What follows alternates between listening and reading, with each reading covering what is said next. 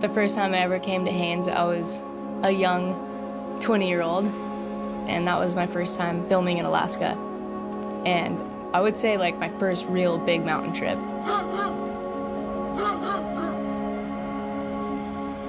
I'd been on filming trips to the interior British Columbia and other locations, but this felt pretty real in comparison. I learned a lot, and I got to spend time in these mountains, and that exposure and experience is kind of, you know, you gotta start somewhere. I'm Michelle Parker, 21 years old, and I live in Squaw Valley. I was born in Truckee. I'm here in Haines. In a way, I was in over my head, but I think that might be kind of the feeling that most people get when they come to Alaska for the first time.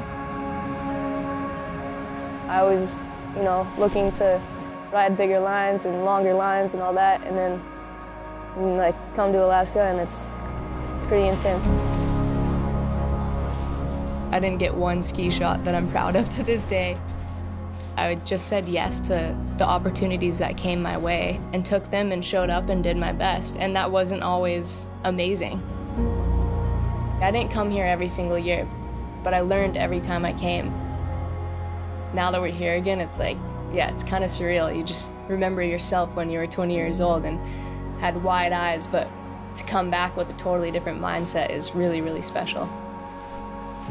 Day one here in Haines. It's pretty serendipitous. The last time I was here was 2015 with Lexi. So probably my last runs in Haines were with her. And yeah, I couldn't think of a better person to be back here with. Yeah. Shred, buddy. Alaska is like this heightened environment for what we do. It's the big wave of surfing.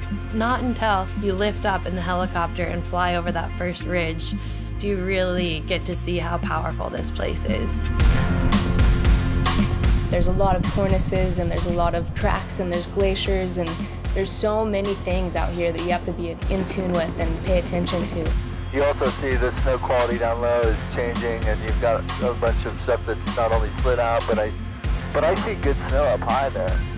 I remember 10 years ago looking up these mountains and being super scared and feeling like I was almost out of my element. 12 years deep, you finally come back with that feeling of experience, and it feels really good, and it's really cool to reflect on the journey for me to get here. 10 years ago when I came up here, the concept of having an all-women's group was far from my train of thought. Then all of a sudden, that totally changed.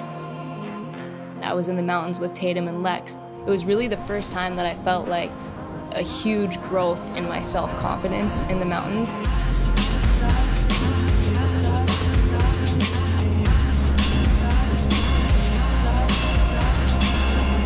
That trip alone really elevated my career and the way that I viewed female partners in the mountains.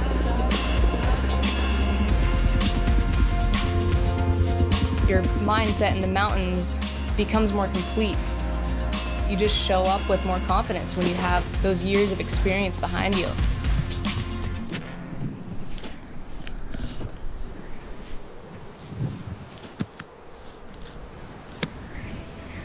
Shell in 10. 5, 4, 3, 2, 1, on slope.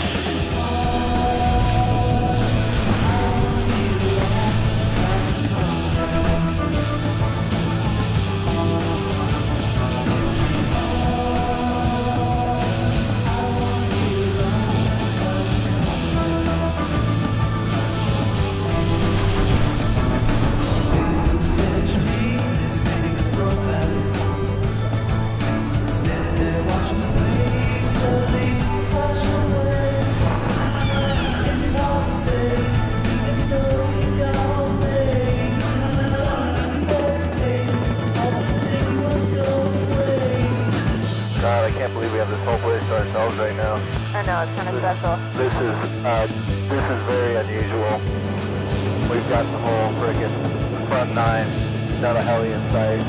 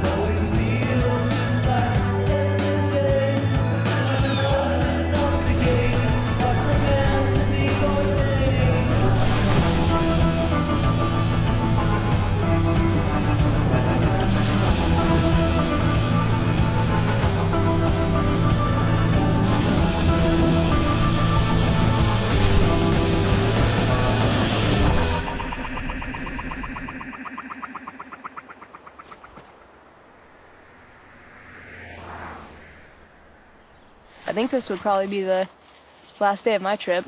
And yeah, sometimes you only get it one really epic day, but snow's been good. And yeah, we're seeing some blue holes. Pretty excited.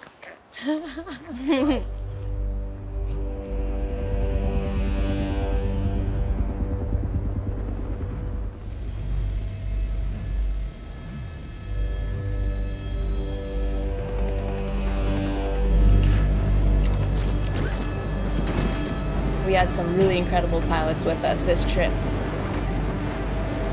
They need to be able to land on these tiny knife-edge ridges and hold power, and you have to get out and get your feet under you on this like exposed slope, and you can't fall, and now you gotta open up the basket, grab your backpack, and grab your skis, and you're on this perch, and then you close the basket, lock it up, and then you're like on your tippy toes, but you're on this super steep slope, and the whole experience is like this massive adrenaline rush before you even click your skis on. This team effort of like the guide, the heli, the film crew, and then the athletes being on and in place and not freaking out and being confident and in a good headspace, like it all really has to come together. Holy shit. Huh. It's one way to start your day.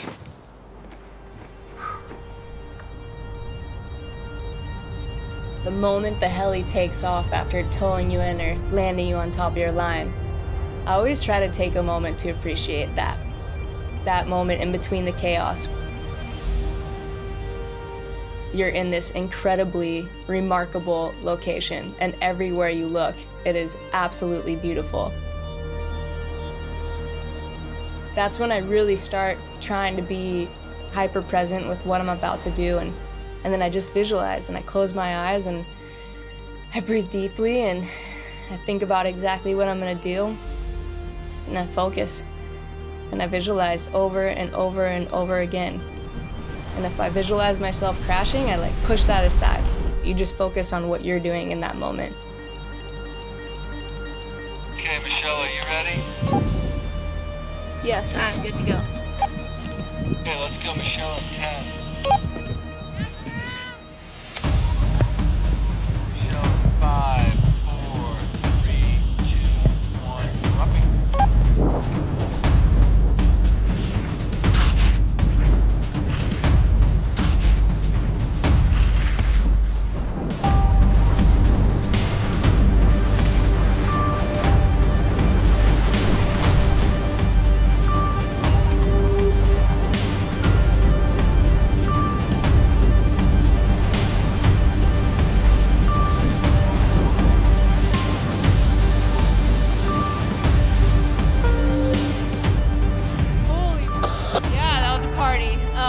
I white room myself quite a bit, but it was all good.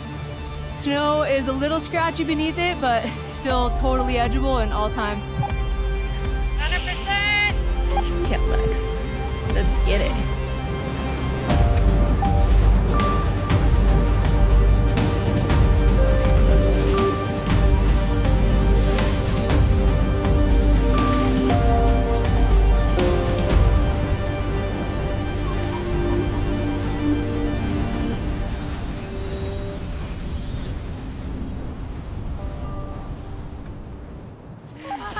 Yeah, girl.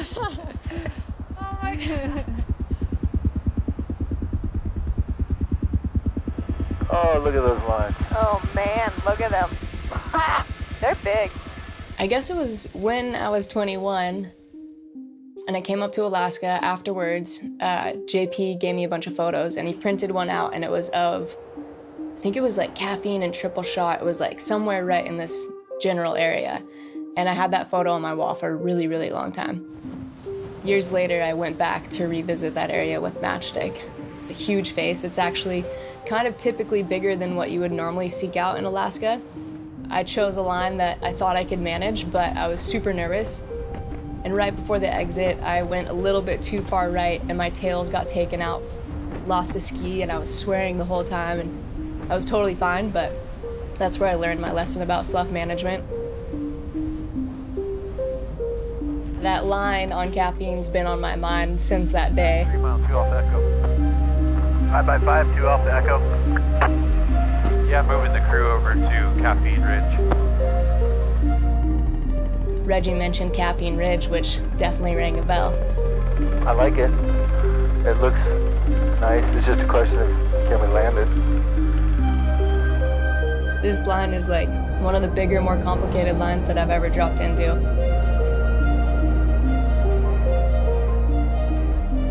And I studied it for a while. If you start over by the cornice and kind of just start working it across and just don't get caught in the choke, because you know there's going to be slough barreling there. Yeah. And you just come and regain that new high ground on that spine, that shaded spine, and just keep coming this way. I think that would play. After talking about it for could be 30 minutes of back and forth banter, she looks at me and I look at her and we both kind of nod and go, yeah, that's the one. Let's do it.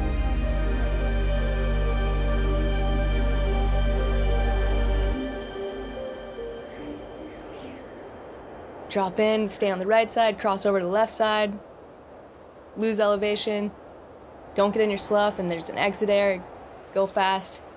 You get the 10-second count, and like, all right, here goes nothing. Michelle is ready as soon as camera guys give us 100%.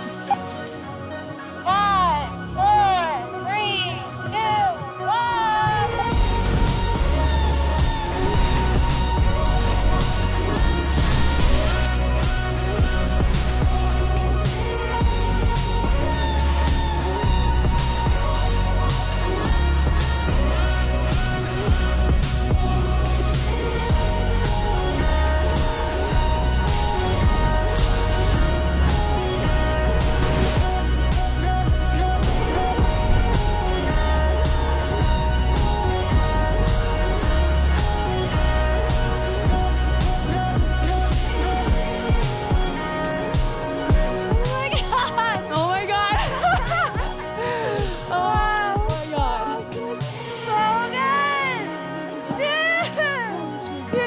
Coming out of this other thing was like roaring. To the right? Yeah, about to his left, yeah. Holy shit.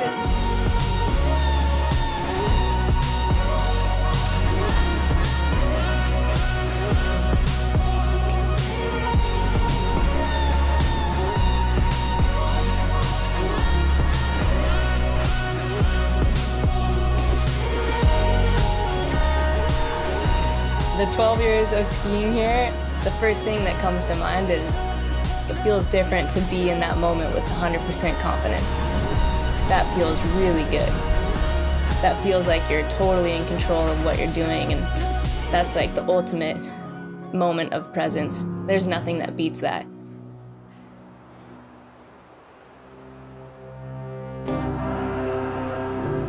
Ten years ago, I didn't really know what progression meant because I was so new to being in these mountains.